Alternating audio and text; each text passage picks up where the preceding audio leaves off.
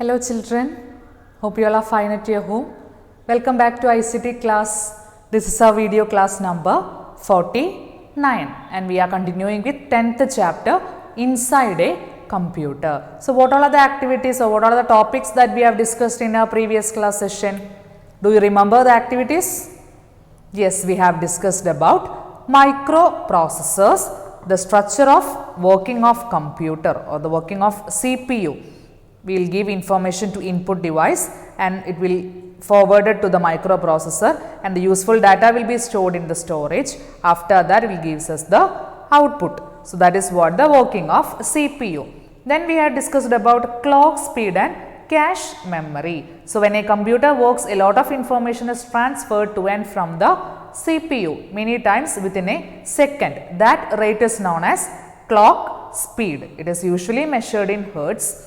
And then cache memory means when the CPU works, it depends mainly on the primary memory of the computer. So sometimes the CPU which works very fast will find difficult to get the information in time. So there is a facility available in microprocessor to retain the frequently used information from the CPU itself. This is called the cache memory of the CPU. Okay, so there are some different levels for this cache memory like L1, L2, L3, etc.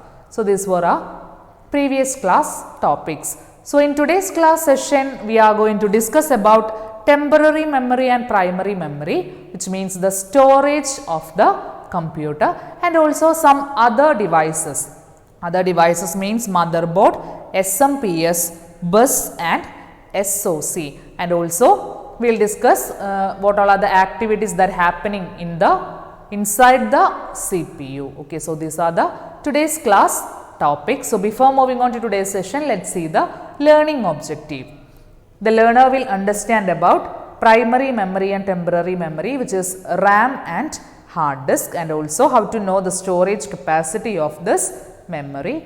And then the learner will learn about the units of data storage such as bytes, bit, kilobyte, megabyte, etc. and other devices or components like motherboard, SMPS, bus and SOC, system on chip, to learn about the activities while the computer is turned on, the activity which takes place when the computer is turned on. So these are the learning objective behind today's class session. So let's start today's class session with the first topic, temporary memory and primary memory. So in the previous class we already have discussed, we will send some information or data through input devices, and inside the microprocessor the processing will take place. And where does the data get stored? That is what first topic. There are two memory in the computer, one is permanent memory and second one is temporary memory. I will say it with using an example. When you are using GIMP software or Writer software or Impress software, you are working with some activity, isn't it? So you are doing one poster in GIMP. After that, when you save that file, when the power supply stops, that file will be saved in that folder itself. It will not get lost. That is what known as permanent memory. And once you forgot to save that file, when the power supply stops, it will get lost because it is saved in that data is processed in the temporary memory. So that is what called as RAM. Okay, so this is what the about a simple definition between temporary memory and permanent memory. So temporary memory of a computer is termed as RAM, random access memory. So once we are doing one data or once this components are performing the data, the useful data will be stored in the temporary memory until power supplies is going on.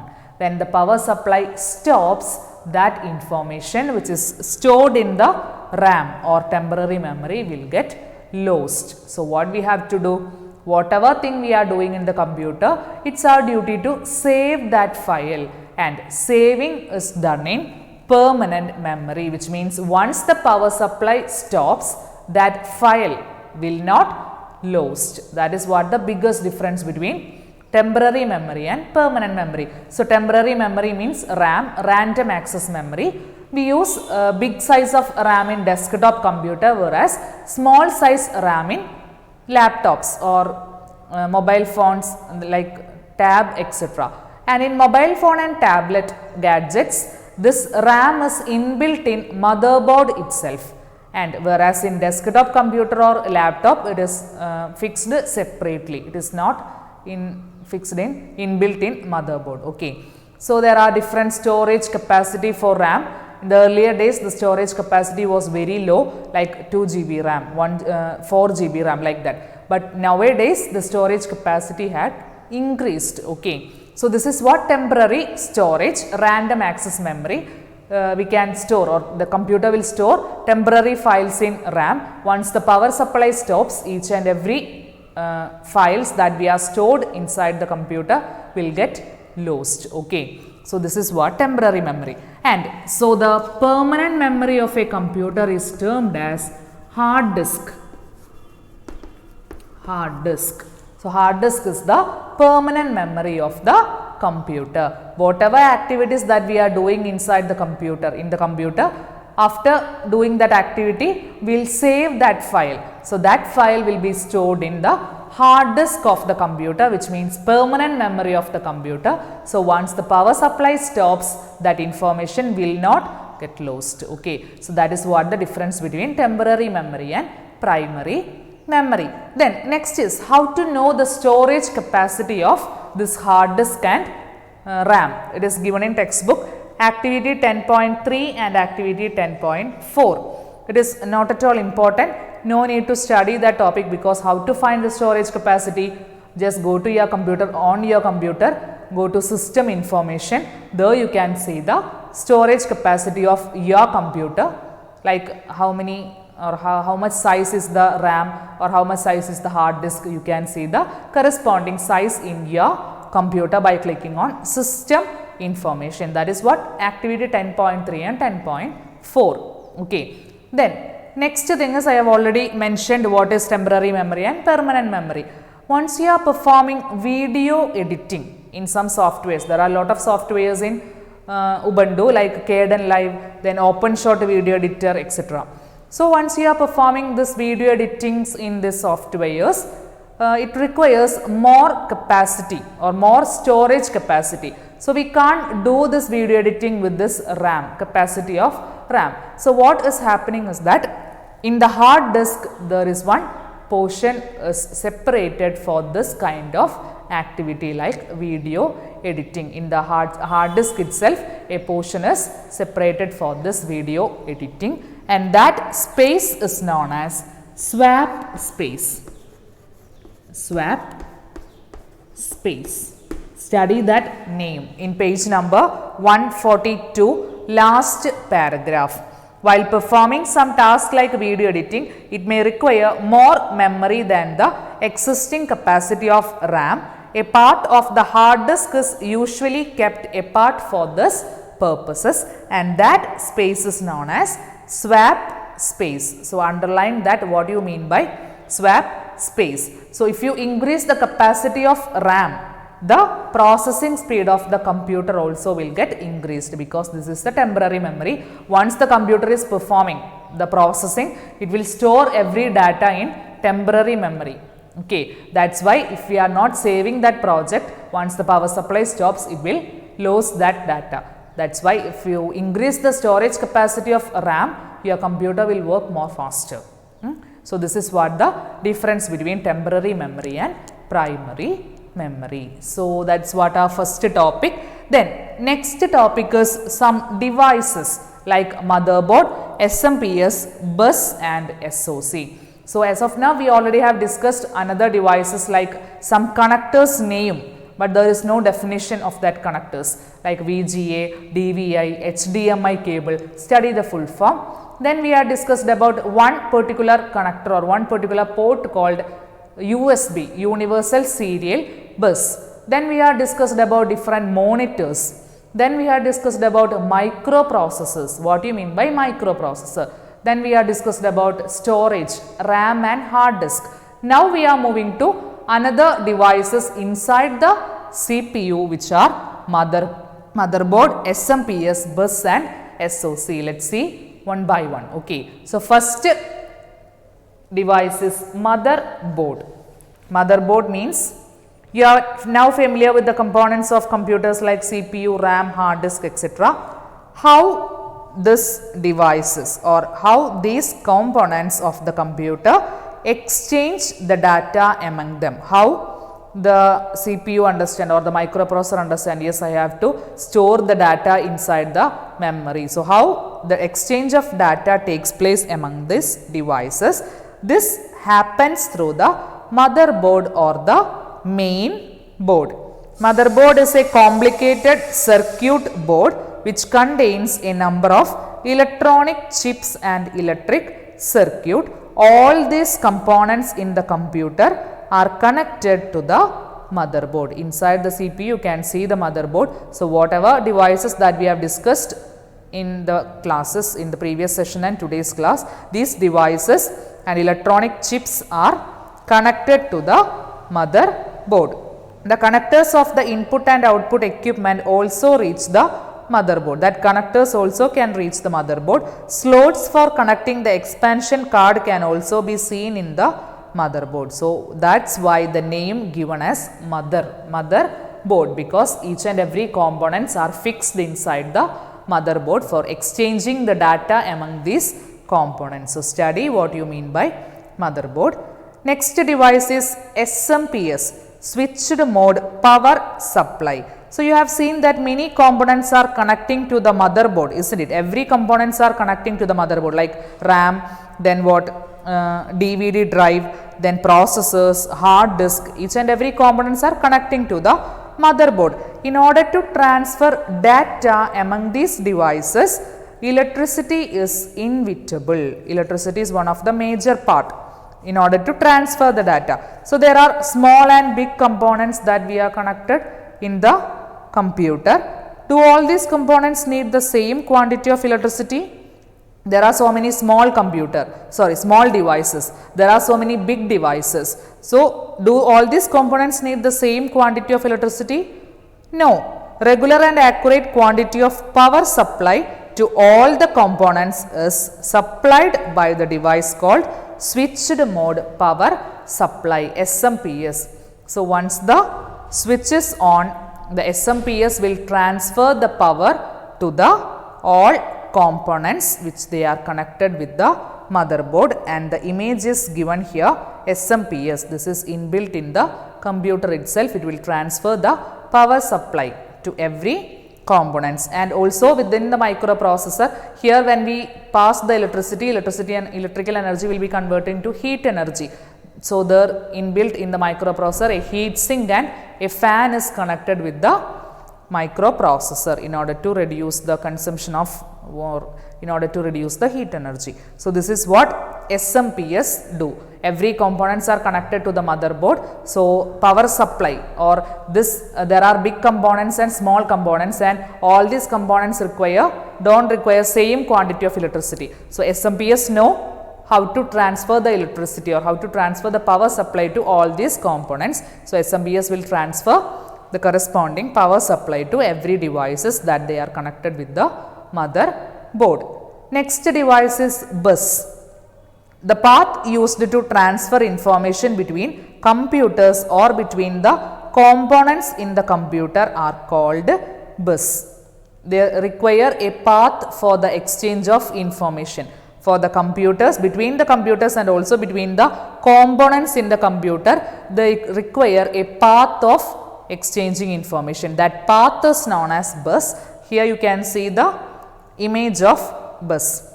Nowadays, serial advanced technology attachment, SATA cables are used to connect the DVD drive and the hard disk drive to the motherboard. We are using another cables, SATA cables for connecting DVD drive and the hard disk drive to the motherboard. Normally, we are using bus technology for exchanging the information between the computers and also between the devices. That is what known as bus. Next thing is SoC, system on chip. These are chips in which the control of all the components of the computer are included in one integrated circuit. Here you can see the image of single on chip. So, in this chip there is one square like structure. So, in this single chip all the components of the computer are included. For example, microprocessor, RAM, storage components, input output controls, everything is arranged in this system on chip, this square portion, everything is arranged in the single chip. So, technology is growing. So, this is one of the invention, every devices is arranged on the single chip. So, in smartphones, tablets, the control of sound, images, videos, then wireless communication, everything is done along with the processor by using this single chip. In our mobile phone, we can't include like computer, we can't include every things like motherboard or other components or CPU, we can't include in the mobile phone. So, in mobile phone you can see that battery. So, that is what arranged in single system on chip, single chip like this, a rectangular or square shaped battery. You can see every components are fixed in this single chip. So, this is what another 4 devices used in the computer: motherboard, SMPS, bus and single system on chip. Okay, then there are some another devices used for storage apart from hard disk. Nowadays we are using hard disk drive, solid drive, then SD cards, secure data card. So, we are using different hard disk or different permanent storage for different devices. And one small topic is there in your textbook 143, units of data storage. Normally 1 byte is known as 8 bit. 8 bits together constitute a 1 byte. So, bit means what? It is represented using zeros and 1, binary. So, 1 byte means like this, 8 bit will be there, 1, 2, 3, 4, 5, 6, 7, 8, like this 8 bits will be there. So, 8 bits is known as 1 byte and 1000 byte is known as 1 kilobyte, like that. Terabyte is there, megabyte, gigabyte, everything is there. According to this, 1000 kilobyte is known as 1 megabyte, 1000 megabyte is known as 1 gigabyte. So, like that we can write the definition of, or we can write the byte or bit number of kilobyte, megabyte, gigabyte, etc. So, from that box, page number 143, units of data storage, you can see one box. Study the first 2 line. Okay, 1 byte means 8 bit, that is represented using 0 and 1. Okay, that much only needed to study from that box. That is one small topic, unit of data storage. So, study first 2 line. Okay. So, this is what mean by different devices that are used inside the computer: motherboard, SMPS, bus and SOC. Okay. So, that is all for today. What are the topics that we have discussed in today's class session? First, we had discussed about the permanent memory and temporary memory. So, permanent memory means hard disk, temporary memory means RAM. So, RAM is a component which is made up of IC chips. When the power supply stops, the data stored in the RAM get lost. The hard disk in which the operating system and all the other files are stored is considered as the permanent memory of the computer. If you increase the storage capacity of RAM, the processing speed of the computer will increases. And nowadays we are using big size RAM in desktop computer and small size RAM in laptop, and also in gadget like smartphone, tablet, etc. the RAM is inbuilt in the motherboard itself. And next is how to know the storage capacity of RAM and hard disk. So, open the disk software in your keyboard, then right click on the disk and you can see the disk size and storage capacity. And for knowing the storage capacity of RAM, go to system settings, system information, there you can see the storage capacity of RAM. Another data storage devices are hard disk drive, solid state drive, SD card, etc. Then another small topic that we have discussed in today's class is unit of data storage. So, the basic unit of capacity is called as byte. A byte is 8 bit. Bit is a word formed from binary digit. It is represented using either 1 or 0. Then we have discussed about 4 different devices in our computer. One is motherboard. Motherboard means the main board to which every components are connected. And then for exchanging the information. For exchanging information, they require a path. That path is known as bus. Each and every components are connected using this bus. So one computer can exchange the information to other device using this bus technology. Then every device need corresponding power supply. So there are big devices and small devices. So we don't know how much power is required to every device. Inside that computer, one other device is there, SMPS, switched mode power supply. It is fixed in the inside the computer in order to supply the power to every components that are connected in the motherboard. So next device is SoC, system on chip. In our mobile phone, tablet, etc., the size of that chip is very low. So every components like RAM, hard disk, motherboard, etc., microprocessor, processors, etc., are connected in this system on chip, single chip, and we can fix it on one gadget. So these are the topics that we have discussed in today's class session. Here is the homework question for you. Try to find out the answer of this homework and write it in your notebook. Okay. So that's all for today. We'll continue in the next class. Thank you and have a nice day.